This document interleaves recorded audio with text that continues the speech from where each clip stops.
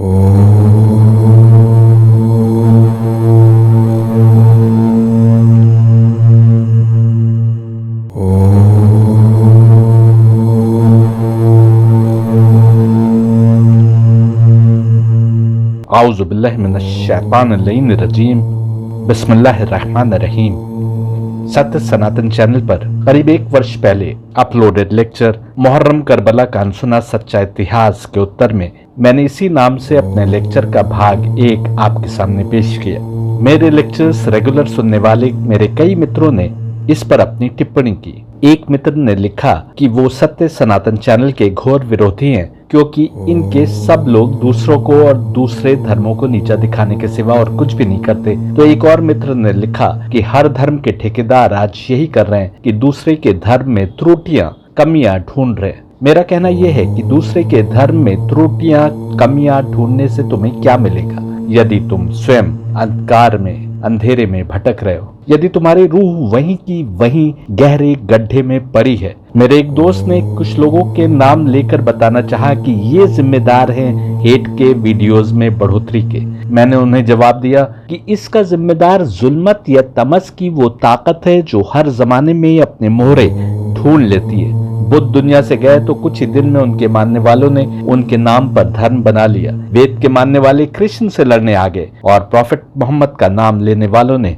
उनके परिवार को कत्ल कर डाला। यह हर जमाने में होता आया है और इसके पीछे वही एक जुल्मत या तमस की ताकत है जिसको हम नहीं पहचान पा रहे। ये हमको पथ भ्रष्ट पहले ही कर चुकी है। यदि हमने जल्दी नहीं की जुल्मत या तमस की ताकत को समझने में तो इसके नुमाइंदे हमारी रूह को मौत के मुंह में ढकेल देंगे, जैसा कृष्ण के समय के लोग थे जो उनसे लड़ने आए थे, जो वेद के नाम पर बड़े बड़े यज्ञ भी करते थे और कृष्ण उनके बारे में कहते हैं कि ये तो मरे हुए हैं। अब इससे क्या अंतर पड़ता है कि इनको मार दिया जाए क्योंकि इनकी आत्मा पहले से मौत के मुंह में जा चुकी है।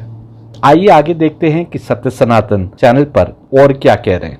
ये कहते हैं कि जीसस बेचारे तो अपनी स्लेब खुद उठाकर लाए थे जहां पर उसे लटकाया गया था, जहां पर उसे स्लेब दी गई थी।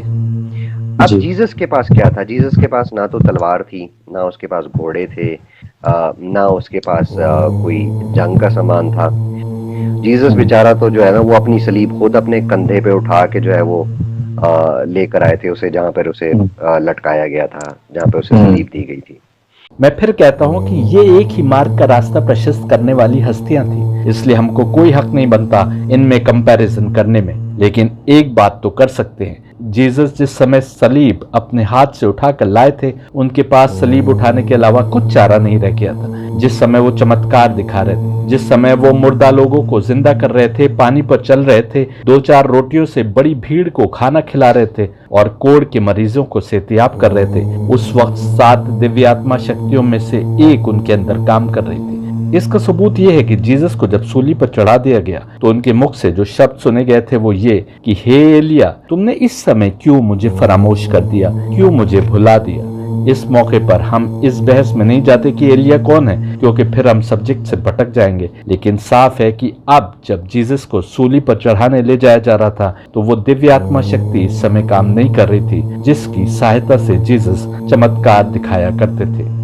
मैं साबित करता आया हूं कि हुसैन के शरीर में भी उन्हीं 7 दिव्य आत्मा शक्तियों में से एक काम कर रही थी, जिनमें से कोई जीसस के शरीर को अपना ऑफिस बनाए थी। 10 मुहर्रम को हुसैन शहीद किए गए और 9 मुहर्रम तक हुसैन के पास यजीद के कमांडर्स की तरफ से ऑफर्स आते रहे कि वो बैत कर लें और अपनी जान बचा लें। हुसैन युद्ध टालने की हर मुमकिन कोशिश करते रहे। कुछ रिवायतों के अनुसार भारत की ओर चले जाने तक की बात की, लेकिन एक दुनिया परस्त इंसान की बैत इसलिए नहीं की क्योंकि वो नूर के नुमाइंदे थे जिनका मैनिफेस्ट सेल्फ ने क्रिएशन ही पाक हस्तियों के रूप में किया था ताकि वो हस्तियां हर जमाने में मानवता को सत्य मार्ग की ओर खींच कर लाएं। बैत करने का मतलब था कि जुल्मत या तमसिक ताकतों के फंदे में फंसे व्यक्ति के कैरेक्टर और कामों को हुसैन एंडोर्स करते। माविया को भी वही जुल्मत या तमसिक ताकत उकसा रही थी जो यजीद को कंट्रोल कर रही थी, लेकिन माविया प्रॉफेट मोहम्मद के साथियों में रह चुका था। उसकी सहाबी रसूल के तौर पर इज्जत थी, इसलिए वो कोई भी कुकर्म खुलेआम नहीं करता था और इस्लाम की चादर ओढ़े रहता था। यहाँ बता दें कि मुसलमानों में एक अजीब धारणा बन गई है कि जिसने भी प्रॉफेट मोहम्मद को देख लिया या उनके दाएं बाएं कुछ समय रह लिया उसको बुरा नहीं कहेंगे, भले ही उसके कर्म स्वयं गवाही दे रहे हों कि वो गलत रास्ते पर था। इस धारणा से बड़ी समस्याएं खड़ी हो जाती हैं, क्योंकि यदि अली भी सहाबी थे और माविया भी, और दोनों में युद्ध हो रहा था, तो फिर मजबूर होकर ये दलील देते हैं कि दोनों सही थे, सिर्फ माविया से फैसला लेने में गलती हुई। फिर कहूंगा, हक और हक में कभी युद्ध नहीं हो सकता। यदि युद्ध हो रहा है तो या तो दो में से एक हक पर है और दूसरा गुमराह, या फिर दोनों गुमराह। लेकिन मुसलमान साबित करते हैं कि दोनों हक पर थे। मेरा सवाल यह है कि यदि किसी ने कुछ समय प्रॉफेट मोहम्मद के दाएं बाएं गुजार लिया हो या उनको आंखों से देख लिया हो तो वो गलत नहीं हो सकता। तो फिर प्रॉफेट मोहम्मद को तो कुरैश भी रोजाना देखा करते थे, जिन्होंने मक्का में उन पर जुल्म की हदें पार कर दी। अबू लहब तो प्रॉफेट मोहम्मद का चचा था, वो भी मक्का में अपने भतीजे को रोज ही देखा करता था, लेकिन कुरान ने उसके जहन्नमी होने की गवाही दी। हो सकता है मुसलमान कहें कि जो कलमा पढ़कर मुसलमान हो गया और उसने प्रॉफेट मोहम्मद को अपनी आंखों से देखा है या उनका कुछ साथ रहा है, वो गलत नहीं हो सकते और सबके सब सही हैं। लेकिन अगर ऐसा है तो कुरान में बार बार मुनाफिकों की बात क्यों हो रही है? मुनाफिक वही तो था जो सामने से अपने को प्रॉफेट मोहम्मद का चाहने वाला, उनका दोस्त बताता था और पीछे से उनसे दुश्मनी निभाता था। कुरान में मुनाफिकों का जिक्र बार बार आने का मतलब है कि उस समय बहुत से ऐसे थे जो अपने को प्रॉफेट मोहम्मद का साथी कहते थे, लेकिन वो जुल्मत के वसवसों से बाहर नहीं निकल पा रहे थे। दूसरी तरफ उवैस करनी का भी वाकया मिलता है कि जिन्होंने कभी भी प्रॉफेट मोहम्मद से मुलाकात नहीं की और ना उनके साथ रहे, लेकिन प्रॉफेट मोहम्मद ने उनको अपना दोस्त बताया। इससे साफ है कि इन नूरानी रूहों का दोस्त वो है जिसकी आत्मा या रूह इनसे करीब है, और साहबी होने का अर्थ यही है, ना कि वो जो साथ उठ बैठ रहा हो। जमानो मकान की कैद से दूर दूसरे जमाने में भी यदि कोई उसी रूहानी लेवल पर फायज है, पहुंचा हुआ है, जहां से इनसे संबंध जुड़ जाता है, तो वो भी इनका साहबी ठहराया।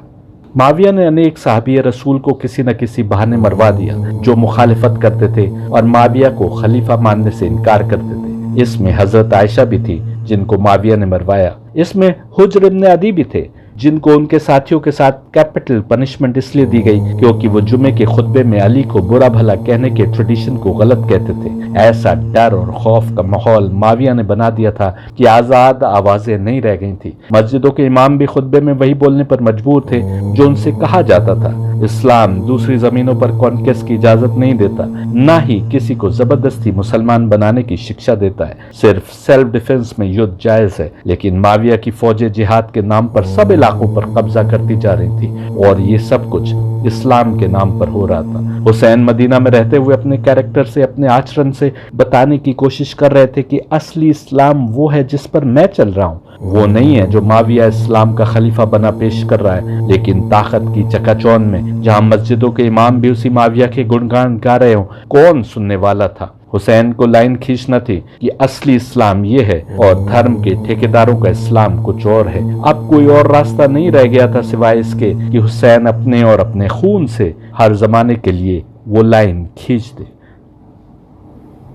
सत्य सनातन पर अपने को स्पार्टकस कहने वाला ये व्यक्ति कहता है और अगर इन दोनों की डेथ का भी जो है ना वो देखे ना, तो जीसस 3 घंटे जो है वो सलीब पे लटका रहा था।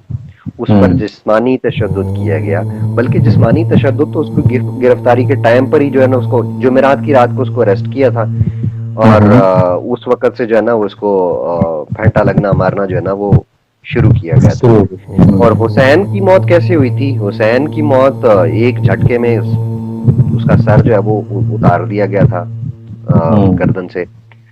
तो जीसस की मौत जो है ना वो ज्यादा डिफिकल्ट थी या हुसैन की मौत ज्यादा डिफिकल्ट थी?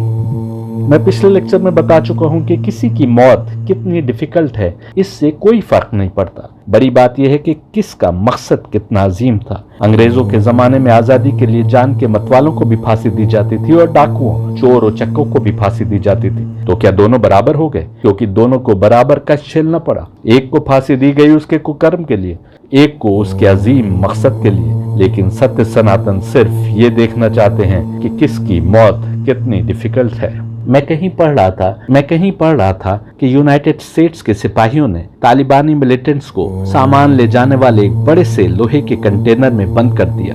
धूप में लोहे का कंटेनर तपने लगता था, अंदर न खाना था न पानी। बंद मिलिटेंट्स इस हाल को पहुंच गए कि एक दूसरे के पसीने को चाट रहे थे, लेकिन प्यास नहीं बुझती थी। आखिर भूख प्यास से तड़पते हुए सबकी मौत हुई। उनको मारने का ये तरीका गलत अवश्य था, और इसकी निंदा करनी चाहिए, लेकिन इज्जत होती है मकसद की अजमत के कारण।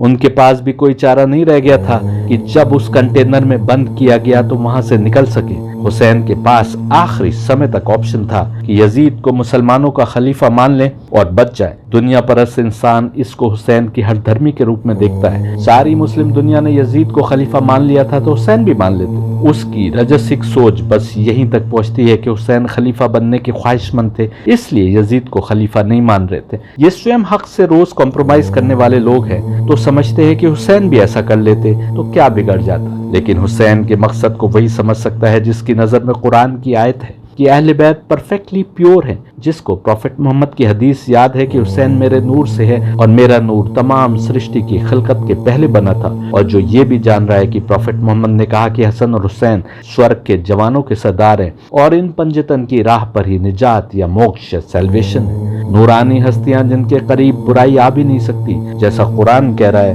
वो कैसे यजीद जैसे पदभ्रष्ट को इस्लाम का खलीफा होने पर अपनी मोहर लगा देते। जब तक बैत का सवाल नहीं किया गया ये खामोशी से जिंदगी गुजारते रहे, लेकिन अब मोहर लगाने की जिद थी, बैत करने की जिद थी। अब यजीद की ख्वाहिश थी कि इन हस्तियों की ओर से एंडोर्समेंट आ जाए कि वो इस्लामिक शिक्षा का वारिस है, वो इस्लामिक तालीम का वारिस है। ये जानते थे कि यजीद और उसके बाप इस्लामिक शिक्षा और तालीम को तोड़ मरोड़ कर पेश कर रहे थे, उसका मजाक उड़ा रहे थे। ये कैसे उसको इस्लामी खलीफा मान लेते।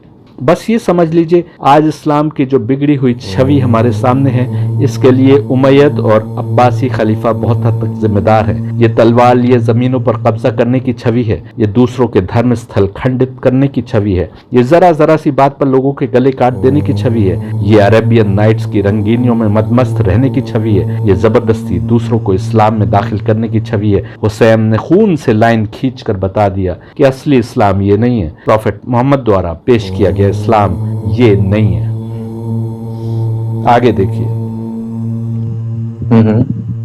हाँ, जाहिर है जीसस ने ज्यादा तकलीफ की। मैं यहाँ पर ये कंपैरिजन जो है ना वो इसलिए कर रहा हूँ जीसस और हुसैन का, क्योंकि लोग समझते हैं कि हुसैन मजलूम था।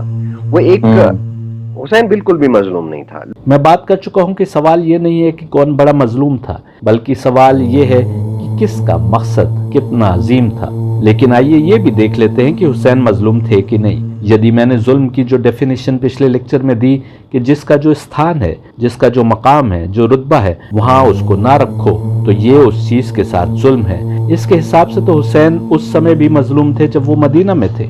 एक साम्राज्य, एक सुपर पावर मदीना शहर के एक मोहल्ले में खामोश जिंदगी गुजार रहे किसी व्यक्ति के पिता को हर सप्ताह जुम्मे के खुतबे में बुरा भला कहलवाए, एक दो मस्जिदों से नहीं बल्कि मुस्लिम हुकूमत की तमाम मस्जिदों से, तो क्या वो व्यक्ति मजलूम नहीं होगा? यदि आंखें हैं तो देखिए, दिमाग से सोचिए कि जब हुसैन बाहर निकलते होंगे, स्वयं मस्जिद में जाते होंगे, तो वो युवक जिन्होंने अपनी मस्जिद के इमामों को जुम्मे के खुतबे में हुसैन के पिता अली को बुरा भला कहते सुना होगा, क्या वो फप्तियां नहीं कसते होंगे? हुसैन के चाहने वाले दोस्त, वो जो उनका असली डिवाइन मकाम पहचानते थे, वो एक के बाद एक मारे जा रहे थे या किसी न किसी इल्जाम में फंसाकर कैद में डाले जा रहे थे, और हुसैन मजलूम नहीं थे। हुसैन के भाई को जहर देकर मरवा दिया गया। हर किसी को पता भी था कि मरवाने के पीछे कौन है, और कोई बोलता भी नहीं था, और हुसैन मजलूम नहीं थे। बैत न करने के बदले हुसैन का सिर काट कर दमिश्क भेजने का हुक्म आया, जबकि हुसैन खामोशी से जिंदगी गुजार रहे थे और खिलाफत की कोई चाह नहीं दिखाई थी। तो क्या ये जुल्म नहीं था? अब आइए करबला चलते हैं। जिस हुसैन ने हुर के 1000 सिपाहियों और उनके 1000 घोड़ों को इंसानी उसूल की खातिर जी भर कर पानी पिलाया था। 3 मुहर्रम से पास बहती नदी पर पहरा बिठा दिया गया था और उन पर पानी बंद कर दिया गया था। 7 मुहर्रम तक हुसैन के खेमों में जरा भी पानी नहीं बचा था। बच्चे हाय प्यास चिल्ला रहे थे। 10 मुहर्रम को जब युद्ध प्रारंभ हुआ तो प्यास और गर्मी के कारण बस विल पावर पर ही चलना संभव था। जब वेदों का दोबारा ट्रांसलेशन होगा तो आप पाएंगे कि यजुर्वेद के एक हिम में अग्निदेव के शरीर की पानी की कमी के कारण क्या हालत थी, ये तक बताया गया है। मांस ने हड्डी का साथ छोड़ दिया था, हड्डी के अंदर की चर्बी गल कर समाप्त हो गई थी, और ये हुसैन था कि लाशें पर लाशें उठाकर खेमों में ला रहा था। किसी को एक जख्म लग जाए और खून बहने लगे तो उससे बहुत प्यास सताती है। हुसैन के शरीर पर तो हर जगह तीरों, नेजों और तलवारों के जख्म थे, और हुसैन थे कि अपने मकसद पर 30,000 की फौज के आगे अडिग खड़े थे। क्या ये हुसैन के साथ जुल्म नहीं था?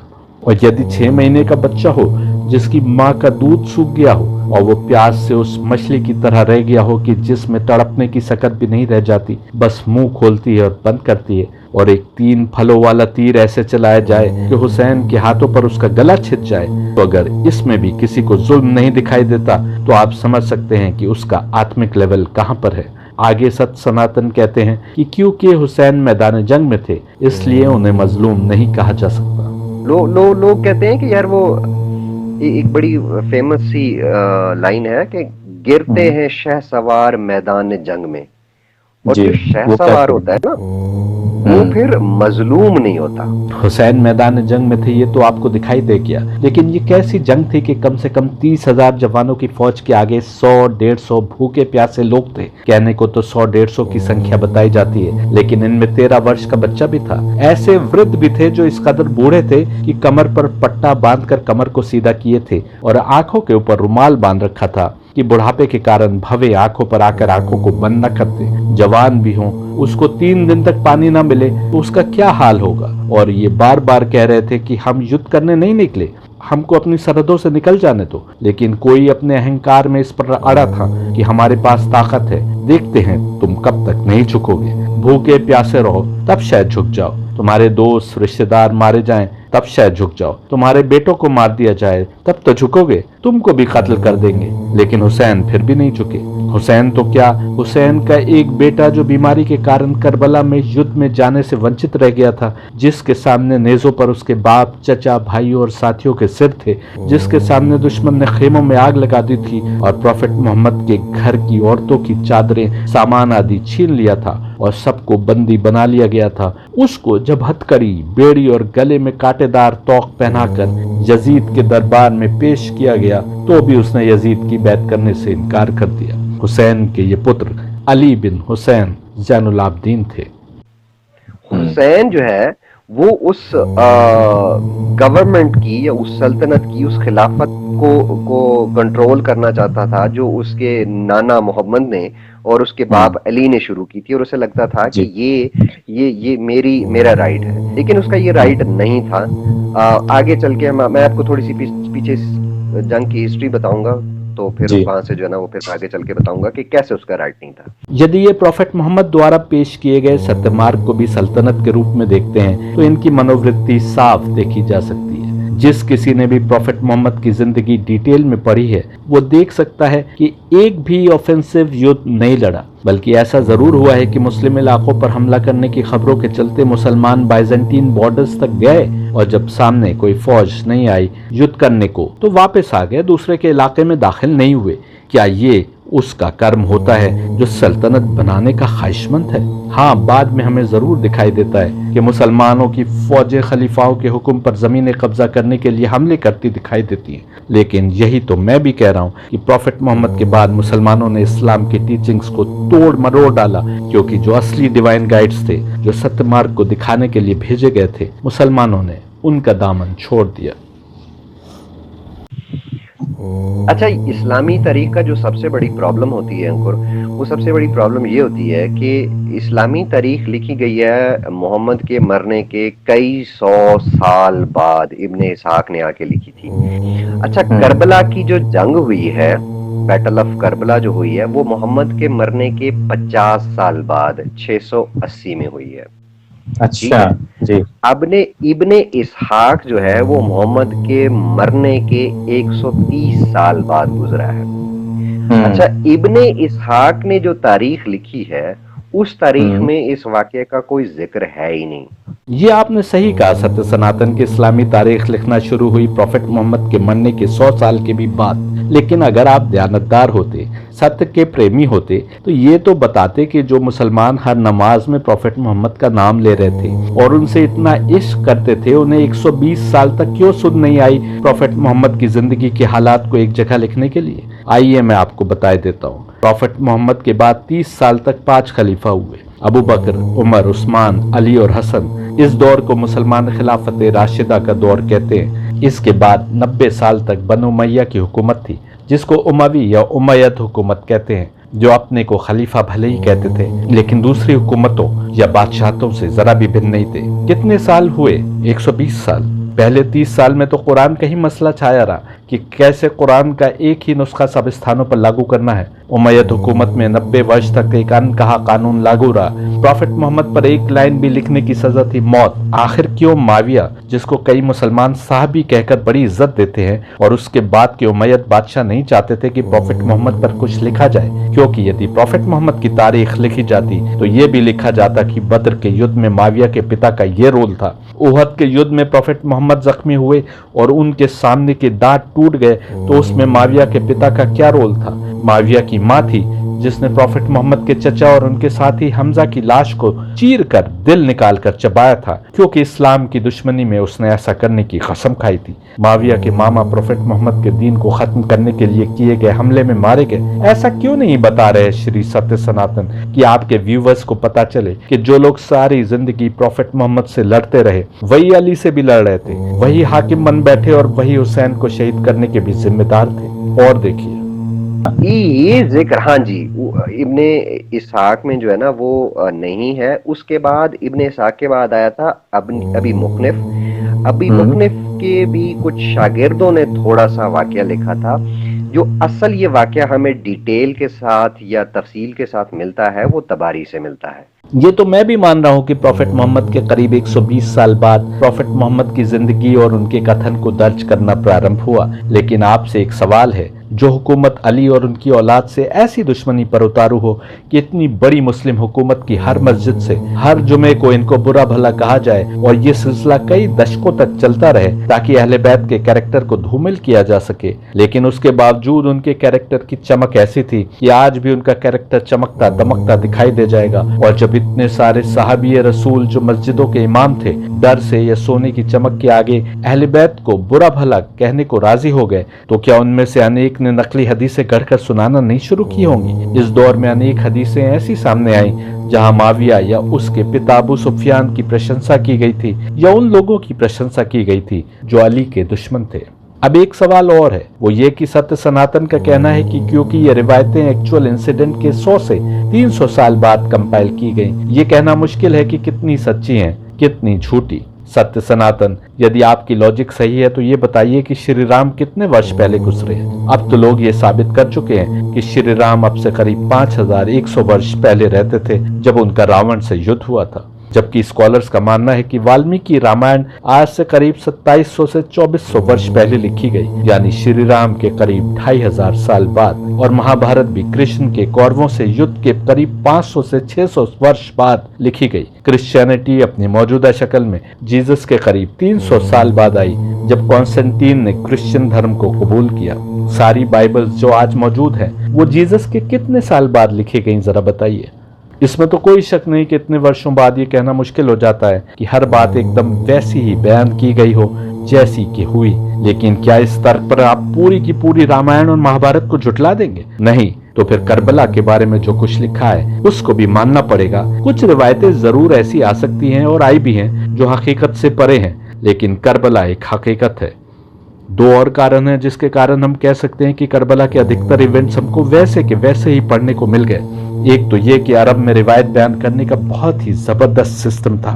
क्या कहा था, इसके साथ वो ये भी बयान करते थे कि ये किसने किससे कहा और फिर उसने किससे कहा। जैसे जैसे समय गुजरता जाता था ये चेन बढ़ती जाती थी, लेकिन किसी भी रिवायत को नकल करने वाला वो चेन भी बयान करता था, ऐसा जरूरी था। किताबों में अधिकतर रिवायतें चेन के साथ दर्ज है। मुस्लिम हिस्ट्री के स्कॉलर्स उन चेन्स की ऑथेंटिसिटी को समझने की कोशिश करते हैं और फिर निष्कर्ष निकालते हैं कि कौन हदीस सही है और कौन गलत। आपने ना तो इस फील्ड में दक्षता प्राप्त की है और ना आप अरबी जानते हैं, लेकिन आप केवल कुछ ट्रांसलेटेड किताबें पढ़कर या वीडियो देखकर उस महान आत्मा की कुर्बानी की अहमियत को नकारने में लगे हैं जिसने अपने खून के छींटों से एक क्रांति ला दी।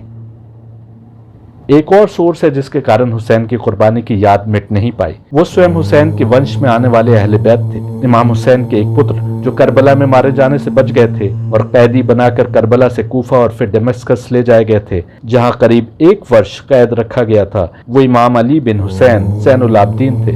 1 वर्ष बाद इमाम अली बिन हुसैन को आजाद तो कर दिया गया, लेकिन ये आजादी सिर्फ नाम की थी और उमैयद हुकूमत के खिलाफ अवाम में बढ़ती नफरतों के कारण मजबूरी में दी गई आजादी थी। अभी भी उनके उनके इर्द गिर्द सिपाही मंडराते रहते थे। उमैयद जासूस एक एक पल की खबर देते थे। उनको करबला पर बात करने की पाबंदी थी, लेकिन इसके बावजूद इमाम अली बिन हुसैन ने प्रॉफेट मोहम्मद के दीन की सच्ची शिक्षा और करबला की कुर्बानी के संदेश को आवाम में फैलाने के नए रास्ते खोज लिए। इमाम के लिए कहते हैं कि वुजू का पानी सामने आता तो इतना रोते कि पानी खारी हो जाता। सिर्फ ये कहते कि बाबा आप प्यासे मार दिए गए। वो पानी फेंक दिया जाता, दूसरा पानी दिया जाता तो फिर रोने लगते। लोगों में अपने आप चर्चा का बाजार गर्म हो गया। कोई कसाई जानवर को काटने ले जा रहा होता तो ये पूछते, ये बताओ क्या तुमने इसको पानी पिला लिया है? वो कहता, मौला हमारा उसूल है कि हम जानवर ज़बह करने से पहले उसको पानी पिला लेते हैं। तो इमाम रोने लगते कि हाय अफसोस, मेरे बाबा को 3 दिन का प्यासा ज़बह कर दिया गया। इसके अतिरिक्त अली बिन हुसैन ने एक और तरीका अपनाया, वो दुआ का था। अपने रब से जितनी दुआएं इमाम अली बिन हुसैन के माध्यम से आई हैं, वो किसी और के माध्यम से नहीं आई। ये दुआएं आज सहीफे सज्जादिया नाम की किताब में दर्ज हैं, जो एक एब्सोल्यूट के आगे, एक खुदा के आगे नतमस्तक होने और केवल उस एक हकीकत से अपनी तमाम आस और आशाएं बनाए रखने का बेहतरीन नमूना है। माविया और यजीद ने जो अपनी प्रोपेगेंडा मशीनरी फैला रखी थी, जिसके द्वारा अहले बैत के कैरेक्टर को कम करके अवाम के सामने पेश करने की कोशिश थी, इमाम हुसैन ने और फिर उनकी बहन ज़ैनब और इमाम अली बिन हुसैन ने जो तर्ज अमल इख्तियार किया, उसके चलते करबला की एक एक दास्तान हर किसी की जबान पर थी। मैं आपको पहले के एक लेक्चर में दिखा चुका हूँ कि हुसैन करबला से निकले ही इसलिए थे क्योंकि वो ऐसे नहीं मरना चाहते थे जैसे उनके भाई और बाबा मारे गए, कि माविया उन दोनों की शहादत का जिम्मेदार था, लेकिन अपना दामन बचा गया। हुसैन ऐसी जगह आकर यजीद की फौज का सामना करना चाहते थे जहां लाइमलाइट सिर्फ उन पर हो, जहां यजीद को अपना दामन झाड़ने का मौका न मिल सके। शैतानी चालों के आगे ये नूरानी चालें थीं जो सत्य मार्ग पर चलते हुए उसको प्रोपेगेट करने के रास्ते ढूंढ रही थी। अब तबारी मोहम्मद के 300 साल बाद लिखी गई है। मोहम्मद के मरने के 300 साल बाद तबारी लिखी गई है जी। अब ये वाकया कितना सच्चा है, कितना झूठा है, ये बड़ी लंबी डिबेट हो जाएगी। किसी को अगर एतराज हो कि यार ये स्पार्टिकस बैठ के झूठ बोलता है, एतराज करता है, मैं अपनी तरफ से कोई बात नहीं करता। मैंने आपके मुस्लिम्स की उनकी लिखी हुई तारीख को पढ़ता हूँ और उस तारीख में से कुछ बातें निकाल के आपके सामने रख देता हूँ। आप तारीख को सेलेक्टिव पढ़ते हैं और क्योंकि आपने अपने आत्मिक उत्थान पर काम नहीं किया, इसलिए आपको उन हस्तियों की समझ पैदा करने में कठिनाई हो रही है जिनके अंदर डिवाइन नूरानी रूह काम कर रही थी, जो परफेक्टली प्योर तत्वों से बने थे और इसकी गवाही वेद, उपनिषद और कुरान सब दे रहे हैं, और जिनके करीब रिस या बुराई जा भी नहीं सकती थी।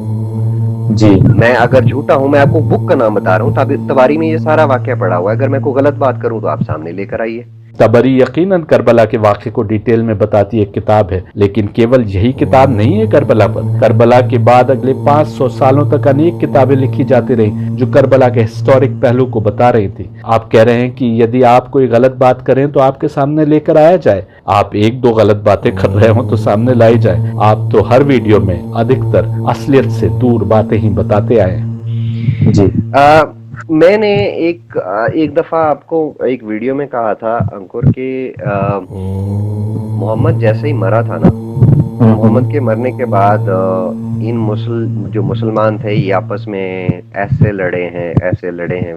यकीन माने कुत्ते भी ना हड्डी पे लड़ने के बाद थोड़ी देर बाद बस कर जाते हैं। इन लोगों ने बस नहीं की और कई 100 साल बस नहीं की।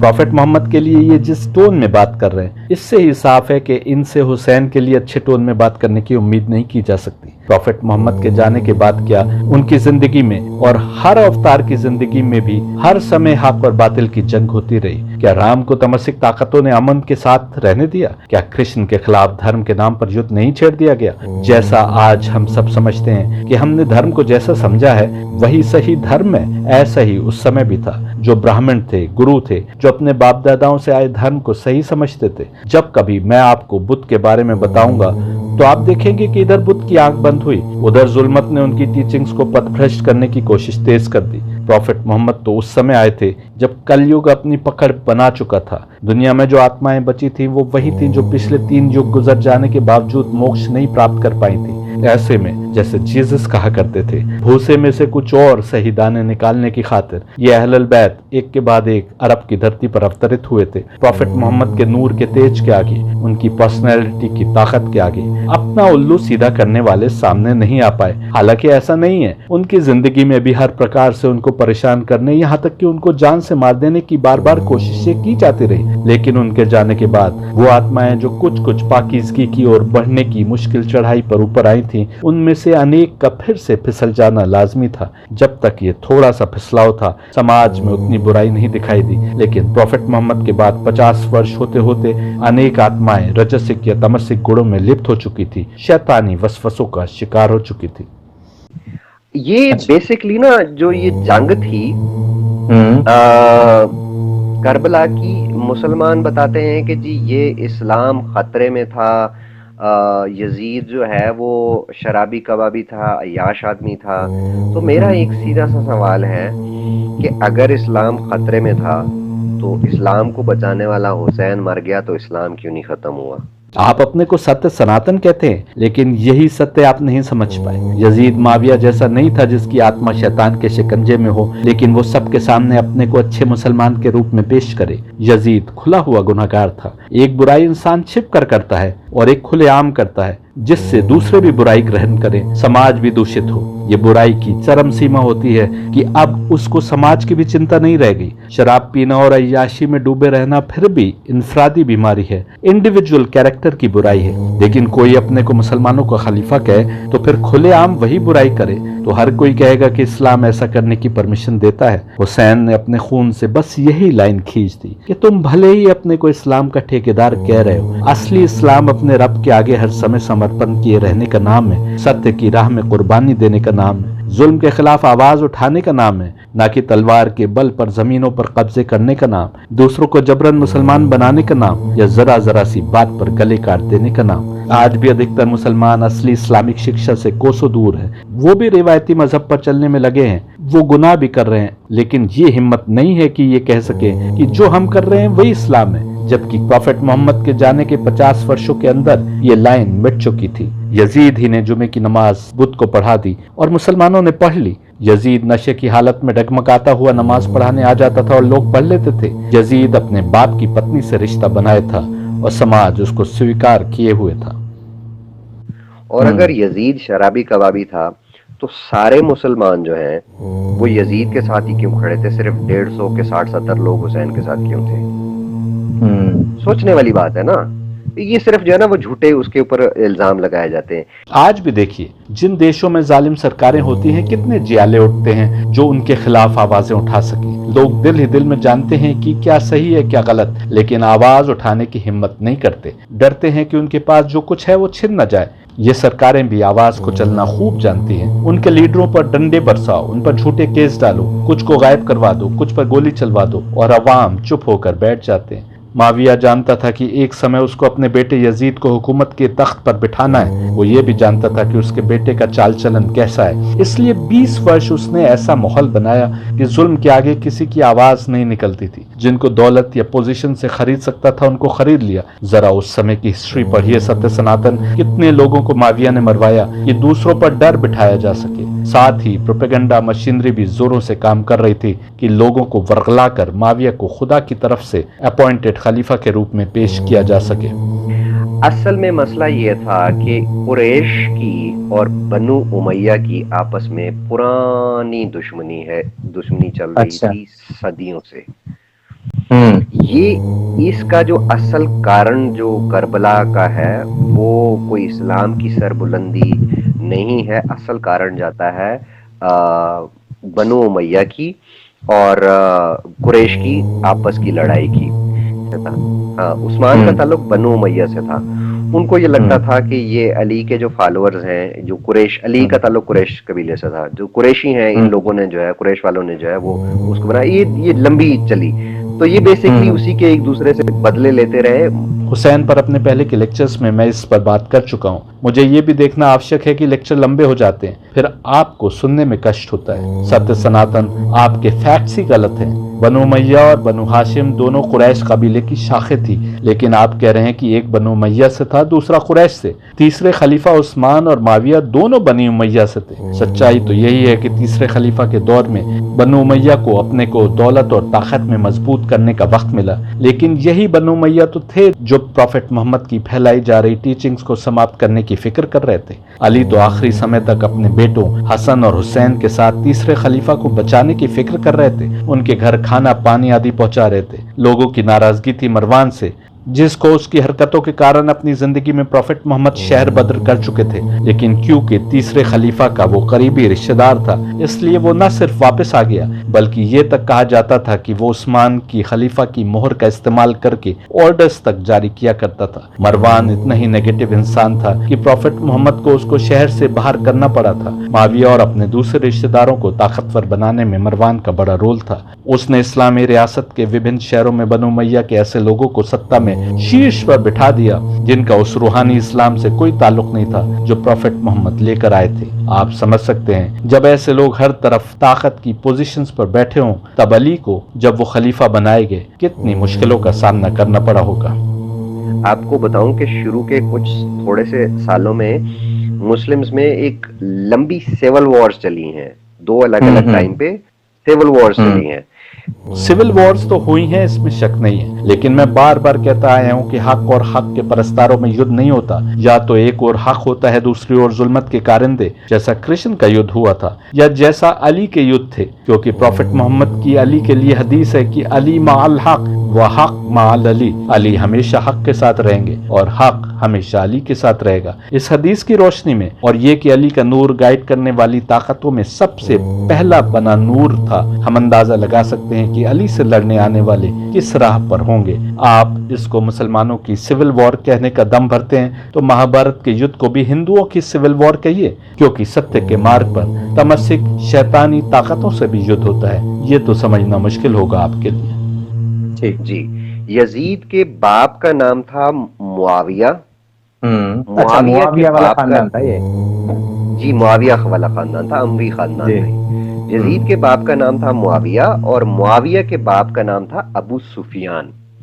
अब अबू सुफियान वो था जिसने जब मोहम्मद ने मक्का को फतह किया तो उसके घर को दारुल अमान का कह दिया कि जो बंदा अबू सुफियान के घर में चला जाएगा उसको कोई कुछ नहीं कहेगा, उसको अमन और शांति होगी, क्योंकि वो दारुल अमान है।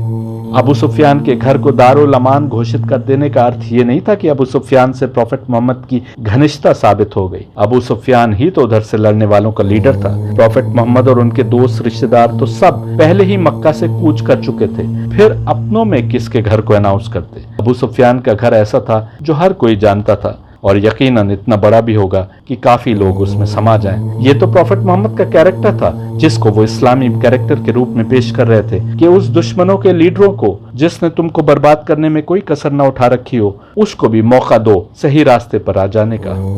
जी, ये उसका अबू सुफियान का खानदान है जो आके उसी मोहम्मद के खानदान का जो है ना वो खात्मा करने का कर रहा है, पीछे पड़ जाता है। यस, मैं आपसे क्या कहता आ रहा हूँ, एक ताकत है जिसको देवात्मा शक्ति कहा गया, जिसका काम मानवता को सत्य मार्ग पर लाने की कोशिश करते रहना है, और एक ताकत है तमस की जिसके कारिंदों का काम ही उस मार्ग से भटकाना है। इनको वेदों ने असुर कहा या राक्षस प्रवृत्ति के लोग। राक्षस प्रवृत्ति के लोग कोई और नहीं सिवाय उनके जिनके शरीर को तमस्सिक ताकतों ने अपना ऑफिस बना रखा है। ये कोई ऊपर से उतर कर नहीं आते, दानव जैसी शक्लें नहीं होती, बल्कि हमारे आपके जैसे दिखते हैं, लेकिन इनकी आत्मा शैतानी शिकंजे में बंधी होती है।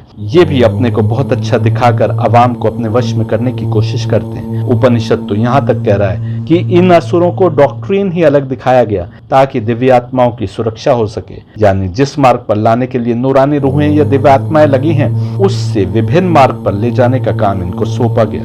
दज्जाल पर मेरे कई लेक्चर्स हैं, उसमें मैंने बताया है कि जब जब नूर के नुमाइंदे मानव शरीर में अवतरित होते हैं, जुल्मत भी अपने नुमाइंदे मानव शरीर में भेज देती है। बनी हाशिम में पैदा होने वाले कई जिस्मों को नूरानी रूहें अपने ऑफिस के रूप में प्रयोग कर रही थी, तो बनी उमैया के घर में पैदा होने वाले कई जिस्मों को जुल्मत अपने ऑफिस के रूप में प्रयोग कर रही थी। असल में ये नूर की जुल्मत से लड़ाई थी, सत्य की असत्य से और हक की बातिल से, जो हर जमाने में चलती आई है। लेकिन क्योंकि यहाँ पर साथ की साथ नूरानी रूहें एक के बाद एक मानव शरीर में आई थी, तो जुल्मत ने भी अपनी तमाम ताकत झोंक दी थी कि अवाम को उस राह से पथभ्रष्ट करे। मैं ये भी बताता आ रहा हूँ कि आखिरी समय में भी यही होना है। जब नूरानी रूह या दिव्यात्मा कल की अवतार या मेहंदी के रूप में सामने आएगा, तो उसी जमाने में जुल्मत का नुमाइंदा भी मानव शरीर में आएगा। या इसका उल्टा भी हो सकता है, जैसा कृष्ण के मुख से कहा गया कि जब जब जुल्मत पैर पसार लेती है, आत्माओं को अपने वश में कर लेती है, तब तब नूर का नुमाइंदा आता है राह दिखाने। फिर युद्ध भी हो तो ये कोई बड़ी बात नहीं है। उपनिषद तो यहाँ तक कह रहे हैं कि हमारे कर्मों से हम इन दोनों ताकतों के लिए फूड बन सकते हैं, यानी हम नूर को भी अधिक सशक्त और ताकतवर बना सकते हैं और जुल्मत को भी। आज भी कलयुग के अंतिम दौर में हम अपने कर्मों से जुल्मत को शक्तिशाली कर रहे हैं। याद रखें, जितना अधिक जुल्मत शक्तिशाली हो जाएगी, उतना ही अधिक कुर्बानियां देनी होंगी फिर से हक को स्थापित करने के लिए। ऐसा ही हुसैन को करबला में करना पड़ा। हुआ ये कि जब अली मर गया, अली कत्ल हो गया था, ठीक है। अली को तो बैठे बैठे वो जो मेरे ख्याल से कुरान पढ़ रहे थे या नमाज पढ़ रहे थे, पीछे से आकर उनकी गर्दन काट दी गई थी ना। कुरान पढ़ते हुए उस्मान को मारा गया था, नमाज पढ़ते हुए अली को मारा गया था। अली को हाँ, अली के कत्ल के बाद अली का जो बड़ा बेटा था इमाम हसन, इमाम हसन मुसलमानों का खलीफा बनता है। अब जब ये खबर पहुंचती है मुआविया तक, यजीद के बाप तक जब ये खबर पहुंची, तो उसको जो है ना वो थोड़ा उसको गुस्सा लग गया, क्योंकि वो ऑलरेडी अली के साथ लड़ाई कर रहा था खिलाफत लेने के लिए, ठीक है। तो मुआविया ने क्या किया कि मुआविया का और हसन का, हसन कौन है? हसन हुसैन का बड़ा भाई है। इन दोनों के ना आपस में इख्तलाफ हो गए। कई बार ऐसे हुआ कि दोनों साइडों पे फौजें आमने सामने आ गईं, लेकिन नेगोशिएशन करके, मुज़ाकरात करके, एग्रीमेंट्स करके ये जंगें टलती रहीं। हसन जो अली का बेटा था, जो अली के मरने के बाद खलीफा बना है, उसका और मुआविया का जो है वो मुआहिदा हुआ कि वो खिलाफत जो है वो छोड़ के मुआविया को दे देगा। प्रॉफेट मोहम्मद मदीना में थे, वहीं उनका देहांत हुआ।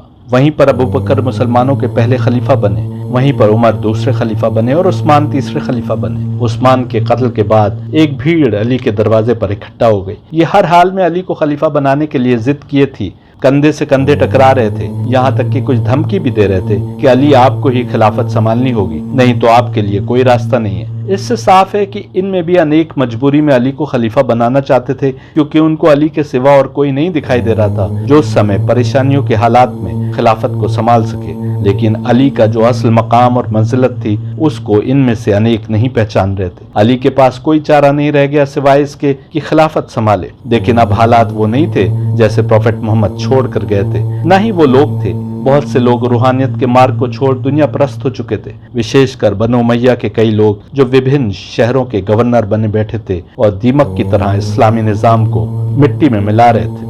जब अब तक खिलाफत मदीना में रही थी और वहीं अली खलीफा चुने गए, और अब तक माविया इसी मदीना में बेस खिलाफत द्वारा अपॉइंटेड गवर्नर के रूप में दमिश्क में बैठा था और उसने खिलाफत का दावा वहीं बैठे कर दिया, तो बागी कौन हुआ? माविया तो मदीना में खलीफा नहीं चुना गया था। कौन मुस्लिम दुनिया के इत्तेहाद को तोड़ रहा था? कौन खुरेजी कर रहा था? क्या अब अली के लिए बतौर खिलाफत वाजिब नहीं हो गया कि वो इस बगावत को कुचलें? ये ऐसा है कि आज तक भारत की राजधानी दिल्ली है और जो भी प्रधानमंत्री बनता है वो यहीं बनता है, लेकिन हैदराबाद या चेन्नई या पटना में बैठा कोई दिल्ली का अपॉइंटेड गवर्नर घोषणा कर दे कि अब से मैं प्रधानमंत्री हूँ, इस पर असली प्रधानमंत्री का क्या कर्तव्य बनता है कि वो भारत की अखंडता और एकता की खातिर उस व्यक्ति से जिसने किसी दूसरे शहर से अपने को प्रधानमंत्री घोषित कर दिया है सख्ती से निपटे, या प्रधानमंत्री उसको ऐसे ही छोड़ देंगे? यदि ऐसे ही छोड़ दिया तो भारत कहाँ रह जाएगा? और यदि ऐसे ही छोड़ दिया तो कल किसी और प्रदेश का गवर्नर दावा करेगा कि मैं प्रधानमंत्री हूँ, और अगर दिल्ली में बैठे प्रधानमंत्री किसी और प्रदेश के गवर्नर और उसके साथी जिन्होंने बगावत की के बीच युद्ध होता है, तो आप इसको सिविल वॉर कहेंगे कि बगावत को कुचलने के लिए उठाया गया आवश्यक कदम? क्या ऐसे ही अली ने नहीं किया? अली को तो मदीना की एक बड़ी जनसंख्या ने खलीफा चुना था, बल्कि हकीकत तो यह है कि अली से पहले तीनों खलीफाओं को इतने अधिक लोगों ने खलीफा नहीं चुना था जितनी बड़ी जनसंख्या ने अली को खलीफा चुना था। फिर कैसे लोग माविया को सही कहते हैं? उसने कौन से हथियार नहीं इस्तेमाल किए अली को शिकस्त देने के लिए, जैसा कि शैतानी ताकतें करती हैं। सान, दाम, दंड, भेद का इस्तेमाल किया। सत्य मार्ग पर चलने वालों के लिए ये सब करना मुमकिन नहीं, और वो भी अली जैसे के लिए। मैं आपको बता चुका हूँ कि माविया की फौज ने अली की फौज पर पानी बंद कर दिया, लेकिन अली की फौज का पानी पर कब्जा हुआ तो पानी को सबके लिए खोल दिया गया। अली के साथी कभी भी किसी भागते हुए पर, बिना हथियार वाले पर या पीछे से छिपकर वार नहीं करते थे, जबकि माविया के साथियों के लिए ऐसा करना आम बात थी। माविया के सिपाही अली के कंट्रोल के इलाकों में गांवों पर हमला करते और लूट मार और कत्ल गारत करके निकल जाते थे। अली क्योंकि हक के परस्तार थे, उनके लिए ऐसा करना मुमकिन नहीं था। माविया जहर देकर, अकेले में पाकर या धोखे से अली के साथियों को मरवाता था, लेकिन अली के साथियों के लिए ऐसा करना मुमकिन नहीं था। आखिर में जब सामने से अली को न मार सका तो माविया ने मस्जिद में नमाज की हालत में पीछे से सिर पर वार करवा के अली को मरवा दिया, लेकिन सत्य मार्ग के रक्षक अली के लिए ऐसा करना मुमकिन नहीं था। फिर कोई कैसे कह सकता है कि खिलाफत के लिए दो दावेदारों के बीच युद्ध था? बल्कि मैं तो कहता हूँ कि खिलाफत इतने नीचे लेवल पर आ चुकी थी कि हर कोई जिसके पास थोड़ी ताकत थी, थोड़ी दौलत थी, किसी कबीले का सरदार था, अपने को खलीफा का उम्मीदवार समझने लगा था। और यही वजह थी कि माविया को यजीद को खलीफा बना देने में भी जरा भी शर्म नहीं आई। कैसे हुसैन उस यजीद की बैत करके अपनी ओर से उसकी पोजीशन का एंडोर्समेंट कर सकते थे? हुसैन से पहले उनके भाई हसन ने भी माविया की बैत कभी भी नहीं की। अली की शहादत के बाद हसन को मुसलमानों का खलीफा बनाया गया था, लेकिन अली की शहादत के वक्त तक माविया बहुत शक्तिशाली हो चुका था। हसन के कंट्रोल के क्षेत्र में रहने वाले अनेक व्यक्ति माविया के सोने और लालच के आगे बिके हुए थे। हसन की फौज में भी बहुत से लोग ऐसे थे जो अंदर अंदर माविया से रिश्ते बनाए थे। दुनिया की ख्वाहिशात के लालची लोग यहाँ भी थे। हमें नहीं भूलना चाहिए कि लंबे समय तक इराक और अरब के विभिन्न शहरों पर उमैयद गवर्नर तैनात रहे थे, जो बखूबी जानते थे कि किसको कैसे तोड़ा जा सकता है। हसन देख रहे थे कि उनकी फौज में भी माविया के लॉयल लोग हैं। साफ दिख रहा था कि यदि युद्ध होता है तो दोनों ओर से हजारों लोगों की जानें जाएंगी। हसन ने माविया से कुछ शर्तों पर समझौता कर लिया। यहाँ पर प्रॉफिट मोहम्मद की सुलह हुदैबिया की याद दिलाते चले। प्रॉफिट मोहम्मद मदीना से हजारों साथियों के साथ मक्का हज के लिए निकले। मक्का में बनी उमैया देख रहे थे कि प्रॉफिट मोहम्मद के साथ इतने साथी हैं कि उनसे लड़ना मुमकिन नहीं। प्रॉफिट मोहम्मद भी ये बात जानते थे कि अब वो दिन नहीं रहे जब हम कमजोर थे और जब ये चढ़ चढ़ कर हमले करते थे, लेकिन प्रॉफिट मोहम्मद उनमें नहीं थे कि आज ताकतवर हैं तो कमजोर पर हमला करके उनको अपने अधीन कर लें। कमजोर दुश्मन ने अपनी कमजोरी के कारण सुलूह की पेशकश की तो प्रॉफिट मोहम्मद ने तुरंत मान ली। प्रॉफिट मोहम्मद की ओर से कई साथी भी इस पर नाराज हुए। दुनियावी नजर से देखने वाले समझ रहे थे कि अब हम ताकतवर हैं, अब कैसी सुलूह? वो यही समझते थे कि सुलह कमजोरी की हालत में की जाती है। कुरान की आयत आई कि ये सबसे बड़ी कामयाबी है। कुरान ने हमेशा के लिए बता दिया कि भले ही बात के मुसलमान हाथ में तलवार लिए हमले करते हुए अपनी इमेज पेश करें, इस्लाम अमन और सुलह को कामयाबी मानता है। ये आयत आज भी कुरान में प्रॉफिट मोहम्मद की असली टीचिंग्स की निशानदेही कर रही है। सुलह भी ऐसी टर्म्स पर हुई कि वो बराबरी की टर्म्स नहीं थी, बल्कि बनी उमैया के फेवर की टर्म थी। हमारा आदमी इस्लाम धर्म अपना लेता है और तुम्हारी तरफ चला जाता है तो तुम उसको वापस कर दोगे, लेकिन तुम्हारा आदमी हमारी तरफ आता है तो हम वापस नहीं करेंगे। बस एक उदाहरण दे रहा हूँ, बाकी आप जानना चाहें तो आपको किताबों में वो एक तरफा शर्तें पढ़ने को मिल जाएंगी जिन पर यह समझौता हुआ था, लेकिन आमद की खातिर प्रॉफिट मोहम्मद ने उन सब शर्तों को मान लिया। अगले एक वर्ष में बनी उमैया ने हर शर्त को तोड़ा, यहाँ तक कि जब रात को हमला करके प्रॉफिट मोहम्मद के हिमायती कबीले के तमाम मर्दों को कत्ल कर दिया और सुलहनामे की आखिरी शर्त भी तोड़ दी, तब प्रॉफिट मोहम्मद अपने साथियों के साथ निकले और तब फतेह मक्का हुई। वहां भी सबको अमान देती गई। क्या साफ नहीं है कि प्रॉफिट मोहम्मद अमन और इंसाफ के पैगंबर थे? हसन का संबंध भी उसी सोच से था जिससे प्रॉफिट मोहम्मद का संबंध था। जब प्रॉफिट मोहम्मद कहते थे कि हम अहले बैत में से पहला भी मोहम्मद, आखिरी भी मोहम्मद, बीच का भी मोहम्मद और सब के सब मोहम्मद, तो उनका अर्थ यही था कि सबका उद्देश्य हर जमाने में एक ही है और एक ही रहेगा, चाहे मोहम्मद हो या अली, हसन हो या हुसैन। भले ही एक सुलह करे और एक यजीद की फौज के आगे खड़ा होकर अपनी गर्दन कटा दे, उद्देश्य दोनों का एक ही है। हर समय वो यहाँ होते तो यही करते और ये वहाँ होते तो वही करते। बल्कि हसन ने सुलह की तो साथ में हुसैन भी खड़े थे और हुसैन करबला में आत्मरक्षा में युद्ध कर रहे थे तो हसन का बेटा कासिम अपने पिता की विल, अंतिम इच्छा को एक खत के रूप में लिए खड़ा था कि बेटा जब हुसैन पर ऐसा समय आए तो तुम उनके लिए अपनी जान कुर्बान कर देना। तब हुसैन ने 13 वर्ष के कासिम से पूछा था कि तुम्हारे नजदीक मौत कैसी है, तो उन्होंने कहा था कि शहद से भी मीठी। मैं इस 13 वर्ष के बच्चे की कुर्बानी का वर्णन आपको वेदों में है ये दिखा चुका हूँ। अब आइए हसन की माविया से अमन की ट्रीटी के बारे में देखते हैं। केवल विकिपीडिया पर हसन माविया ट्रीटी टाइप करें, आपको साफ हो जाएगा कि ट्रीटी किन टर्म्स पर हुई थी और जो कुछ सत्य सनातन कह रहे हैं उसमें कितनी सच्चाई है। यहाँ पर आपको पढ़ने को मिल जाएगा कि माविया अपनी आंखों से देख रहा था कि हसन के साथ ऐसी बड़ी फौजें थी जैसे पहाड़, जिनको देखकर माविया ने अपने वजीर अमर बिन आस से कहा कि मैं यकीनन ऐसी फौजें देख रहा हूँ जो मुंह नहीं फेरेंगी जब तक अपने सामने खड़ी फौज को हलाक नहीं कर देंगी। माविया ने यह भी कहा कि यदि उन्होंने इनको मार दिया और इन्होंने उनको मार दिया तो फिर मेरे पास कौन बचेगा मेरे ऑफिस को संभालने के लिए, और कौन बचेगा मेरे पास मरे हुए फौजियों की औरतों और बच्चों के लिए। साफ है कि माविया के दिल में डर था कि भयानक तबाही होगी जिसमें जीत किसी की भी हो सकती है, हार भी किसी की भी हो सकती है। ऐसे में माविया ने 2 लोगों को दूत के रूप में भेजा सुलह के लिए। मैं आपको श्वेताश्वतरा उपनिषद से दिखा चुका हूँ कि अली परेशानियों में घिरे थे, उनका दिल विलाप कर रहा था जो उनके साथ सलूक हुआ, लेकिन जब वो देखते थे कि उनके रब की इबादत हो रही है तो उन्हें खुशी मिलती थी, अपनी परेशानी और कठिनाइयों को भुला देते थे। इधर भी और उधर भी बहुत से लोग थे जो दुनिया की चाहतों में गिरफ्तार थे, लेकिन हसन भी जान रहे थे कि ये सब के सब उस एक रब का नाम लेते हैं जिसके मार्ग पर लाने का उनका मकसद है। वो नहीं चाहते थे कि दोनों ओर से हजारों जाने जाए, इसलिए सुलह का पैगाम आया तो उन्होंने हजारों लोगों की जानें बचाने की खातिर कबूल कर लिया, लेकिन अपनी जिम्मेदारी निभाते हुए कुछ शर्तों के साथ कबूल किया। हिस्ट्री से अपनी बातें पढ़कर सुनाने वाले सत्य सनातन ने यहाँ पर भी हिस्ट्री गलत पढ़ी। जब हसन ने माविया के अमन के समझौते को कबूल कर लिया तो उन्होंने 2 लोगों को माविया के पास भेजा कि अमन की शर्तों पर बात करें। माविया ने कहला भेजा कि वो सुलह इस शर्त पर कर रहा है कि उसके बाद हसन को खिलाफत मिलेगी, वो हसन को कोई हानि नहीं पहुंचाएगा, वो उन्हें स्टेट ट्रेजरी से 1 लाख दिरहम देगा और फसा और दराबजद के इलाकों से हसन स्वयं टैक्स कलेक्ट कर सकते हैं। इस पर 4 लोगों के दस्तखत थे। जब हसन ने इस खत को पढ़ा तो उन्होंने कहा कि माविया मुझको लालच देने की कोशिश कर रहा है, यदि मुझको ये सब चाहिए होता तो मैं स्लो ही क्यों करता, मैं अमन की दरखास्त पर राजी क्यों होता। देखिए हसन का जवाब और उसको सत्य सनातन ने कैसे पेश किया। जबकि जो शर्तें दर्ज हैं जिन पर सुलह हुई थी वो ये थी, माविया अल्लाह की किताब, प्रॉफिट मोहम्मद की सुन्नत और खलीफा राशिदून के तर्ज पर चलेगा, ये थी पहली शर्त। यहाँ पर कुछ लोगों का कहना है कि सिर्फ अल्लाह की किताब और प्रॉफिट मोहम्मद की सुन्नत की बात हुई थी। यदि माविया अल्लाह की किताब और प्रॉफिट मोहम्मद की सुन्नत पर चलना प्रारंभ कर दे तो यही तो अहलुल बैत हर समय चाहते थे। यदि वो ऐसा करता तो क्या एक अच्छा समाज नहीं बनता? यदि वो इस शिक्षा पर अमल करता तो फिर मुसलमान तलवार के जोर पर दूसरों के इलाकों पर हमले ही क्यों करते? दूसरों को जबरदस्ती मुसलमान क्यों बनाते? मंदिर और चर्च क्यों तोड़ते, जैसा कि बाद में हुआ?